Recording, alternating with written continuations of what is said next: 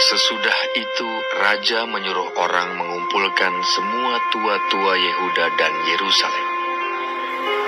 Kemudian pergilah raja ke rumah Tuhan, dan bersama-sama dia semua orang Yehuda dan semua penduduk Yerusalem, para imam, para nabi, dan seluruh orang awam, dari yang kecil sampai yang besar.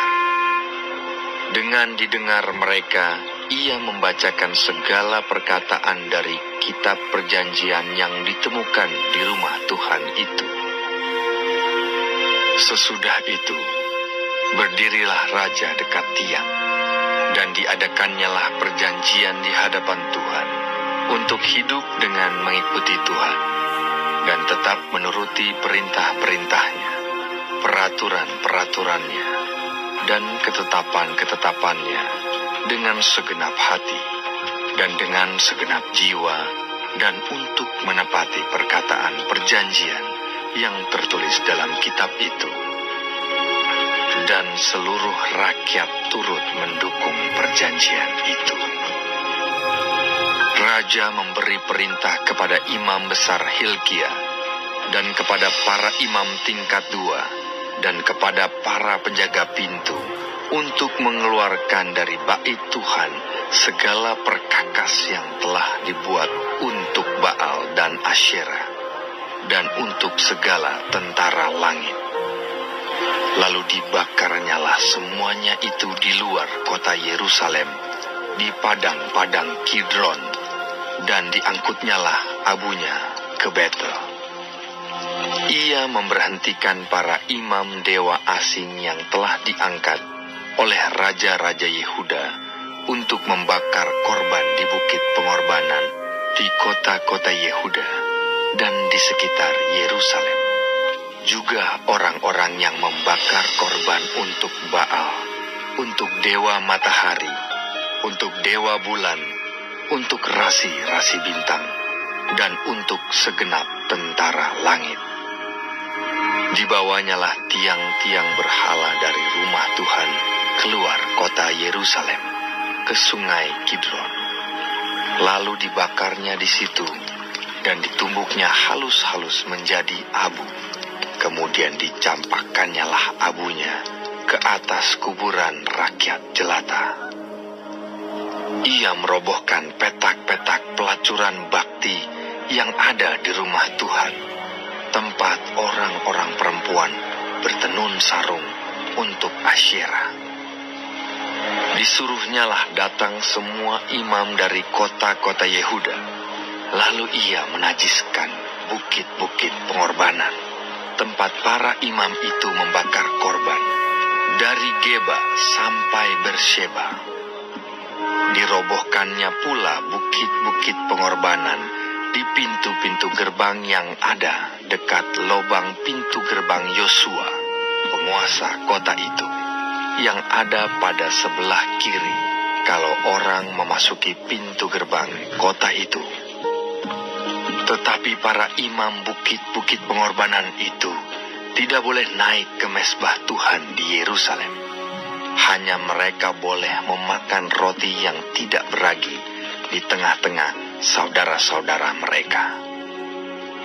Ia menajiskan juga Tofet yang ada di lembah Ben Hinnom, supaya jangan orang mempersembahkan anak-anaknya sebagai korban dalam api untuk dewa Moloch.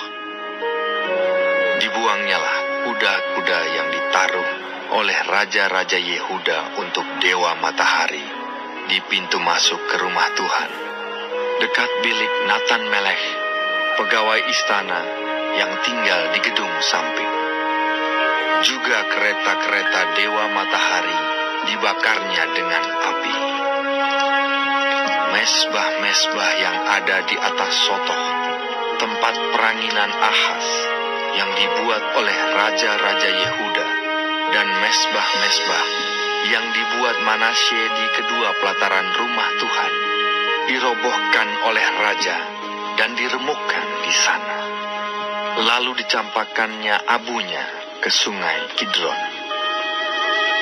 Bukit-bukit pengorbanan yang ada di sebelah timur Yerusalem di sebelah selatan Bukit Kebusukan, dan yang didirikan oleh Salomo, Raja Israel, untuk Ashitoret, dewa kejijikan sembahan orang Sidon, dan untuk Kamos, dewa kejijikan sembahan Moab, dan untuk Milkom, dewa kekejian sembahan orang Amon, dinajiskan oleh raja. Ia memecahkan tugu-tugu berhala dan menebang tiang-tiang berhala. Lalu ditimbuninya tempat-tempat itu penuh dengan tulang-tulang manusia. Juga mesbah yang ada di Betel, bukit pengorbanan yang dibuat oleh Yerobeam bin Nebat yang mengakibatkan orang Israel berdosa. Mesbah dan bukit pengorbanan itu pun dirobohkannya, dan batu-batunya dipecahkannya. Lalu ditumbuknya halus-halus menjadi abu, dan dibakarnyalah tiang berhala. Dan ketika Yosia berpaling, dilihatnyalah kuburan-kuburan yang ada di gunung di sana. Lalu menyuruh orang mengambil tulang-tulang dari kuburan-kuburan itu, membakarnya di atas mesbah dan menajiskannya, sesuai dengan firman Tuhan yang telah diserukan oleh abdi Allah yang telah menyerukan hal-hal ini. Ia berkata, "Apakah tanda keramat yang kulihat ini?" Lalu orang-orang di kota itu menjawab dia, "Itulah kuburan abdi Allah yang sudah datang dari Yehuda, dan yang telah menyerukan segala hal yang telah kau lakukan terhadap mesbah Betel ini." Lalu katanya, "Biarkanlah itu. Janganlah ada orang yang menjamah tulang-tulangnya." Jadi mereka tidak mengganggu tulang-tulangnya dan tulang-tulang nabi yang telah datang dari Samaria itu. Juga segala kuil di bukit-bukit pengorbanan yang di kota-kota Samaria, yang dibuat oleh raja-raja Israel untuk menimbulkan sakit hati Tuhan, dijauhkan oleh Yosia, dan dalam hal ini ia bertindak tepat seperti tindakannya di Betel.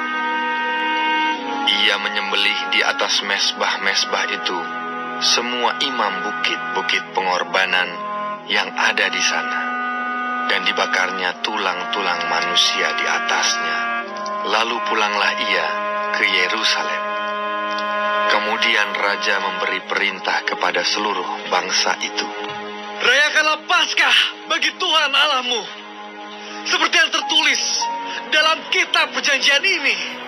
Sebab tidak pernah lagi dirayakan Paskah seperti itu sejak zaman para hakim yang memerintah atas Israel, dan sepanjang zaman raja-raja Israel dan raja-raja Yehuda.